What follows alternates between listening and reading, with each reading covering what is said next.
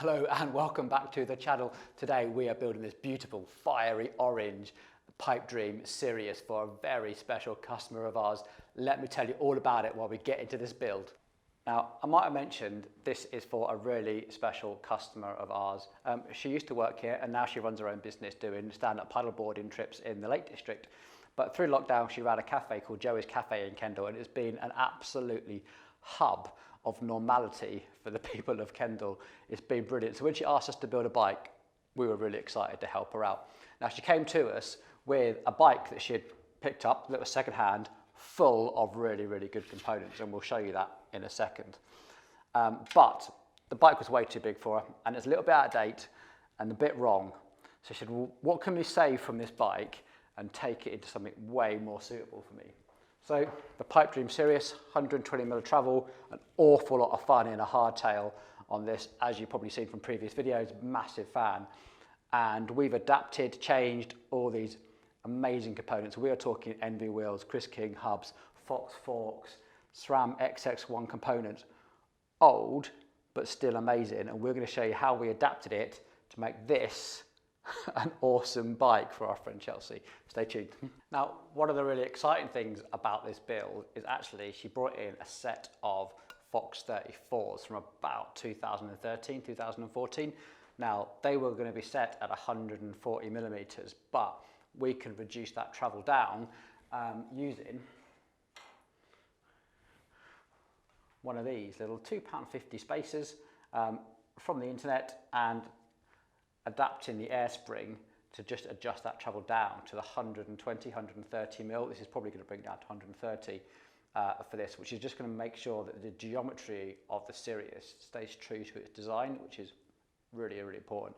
140mm doesn't sound like a lot, but when you consider a small rider and an already slack head angle, it will make quite a bit of difference just taking that extra centimetre out. Now, also, what I'm really excited about, and this is why when you buy really good quality forks from Fox, even back from 2013, it came in with a really damaged rebound nut, and we were able to get this rebound nut, completely rebuild the damper, which means that we've got an absolutely fresh fit damper to go in here as well. So these forks are going to be as good as new, basically, which is going to save a fortune. And these are so hard to get hold of right now. We can get a bike going from old stock. So watch what's out there on eBay because there are gems to be had. Yeah, okay, so I cheated. I've just run downstairs to the main workshop just to get all these in. So we've got that reduced travel in there, and we've got the brand new reconditioned damper and stuff in there. Now these are down to 130mm of travel, which is going to suit this Sirius a whole lot better. The other good thing about this actually is that it's not boost. Now, that when we come to see the wheels, you'll understand why that is so important. Like, let's get these fitted in this beautiful orange headset. Oh, yeah. This is only going to be just enough. And luckily, Chelsea is a really, really small rider, and that is going to be just fine.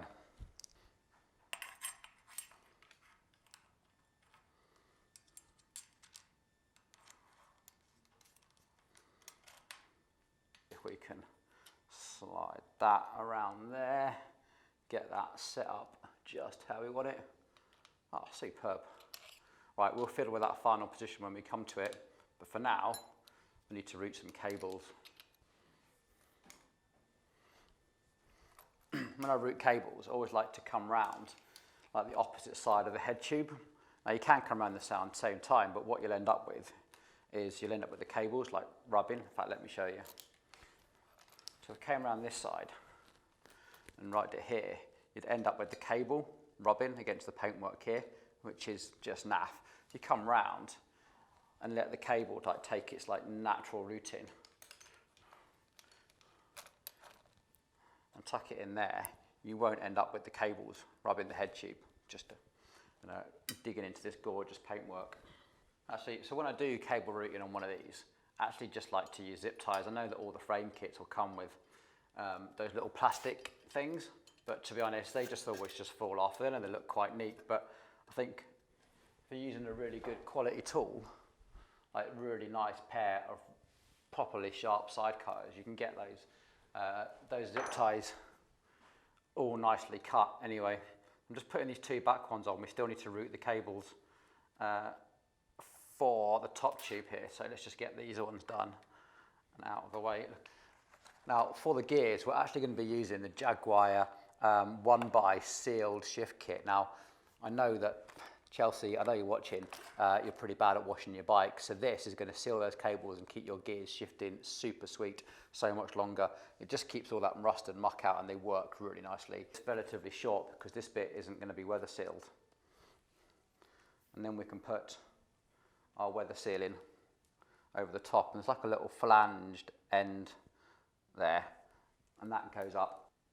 So these two now go through. I'm just going to make sure this cable routing is nice and smooth.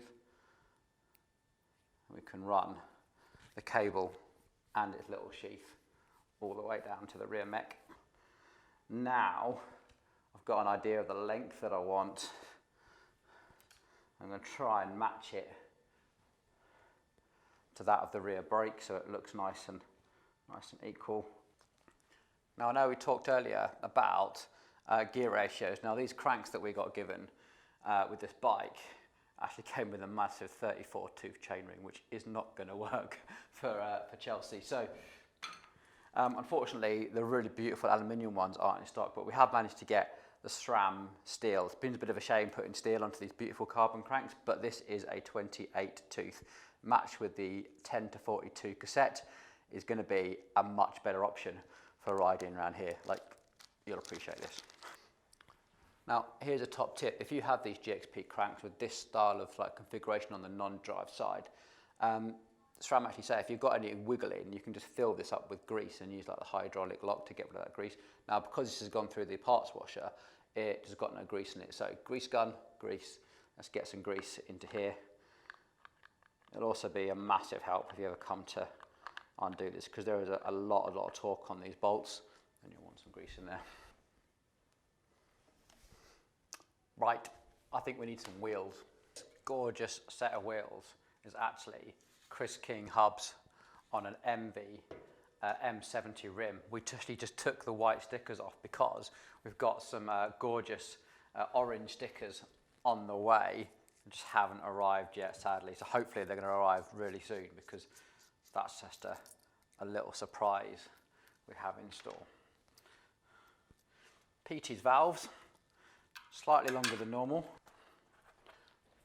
Right, let's see if we can use some magic to get this tyre on. Now I've been watching the Sam Pilgrim channel, so all he does is line up the rotation direction, get everything lined up, say the word dreams, and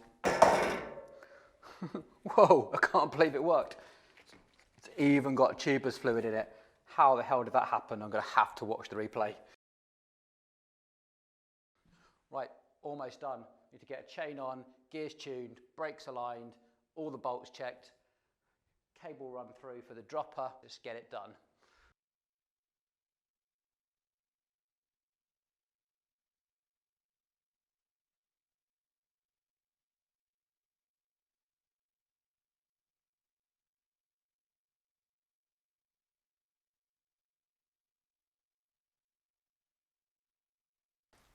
Hey, here it is, all finished. Doesn't this look amazing? Fiery orange Pipe Dream Sirius. This is in the longish frame, the shortest one they do for our really small rider. Remember our rider Chelsea, she came to us with a bike she'd got second hand. She said, this is great, it's all got these great components.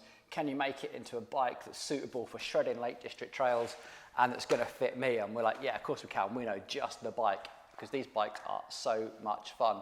So we took that second-hand frame, we managed to repair the forks, put a travel adjuster in there as well to bring them back down to the 130 millimeters that this frame needs. We saved the SRAM XX1 11-speed group set. We put a little 28-tooth chainring on there, keeping that ultra-light cassette as well.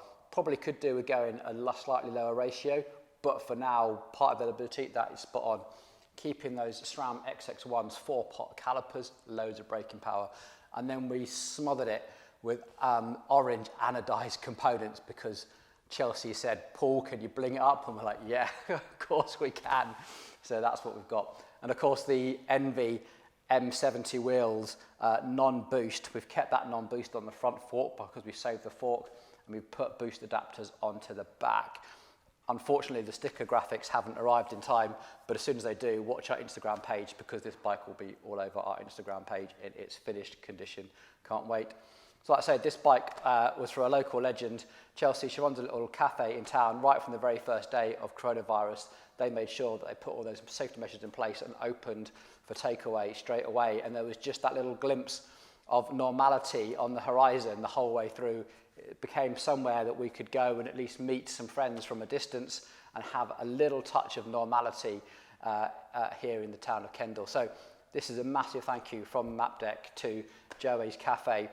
And also Lakes Sup. Chelsea runs a great company called Lakes SUP, which is stand-up paddleboarding. And if you're ever up here in the Lake District on your holidays, definitely check them out. Book a paddleboarding trip with her. You'll have an absolutely great time. So a lot of the components on here where we had to bling them out, they're on us. Thank you very much for being a legend, Chelsea. I really hope you enjoy this mountain bike. Let me know in the comments what you guys think. Looking forward to the next one. I've never been able to fit on a bike before. Drop a seat. I'm so excited.